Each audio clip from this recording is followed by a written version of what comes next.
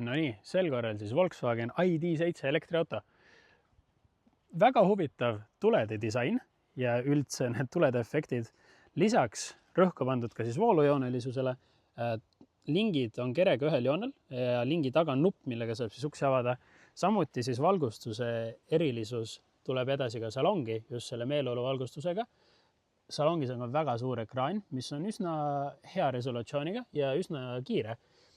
Ja play pause logodega pedaalid, sest gaasi ju sellel autol tegelikult ei ole.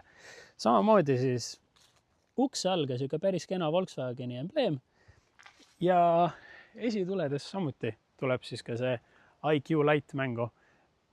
Jällegi päris ilus animatsioon, kui auto nii-öelda ellu ärkab.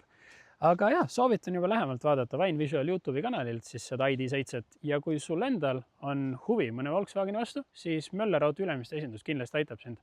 Aga jah, näeme pärast. Tšau, pljau!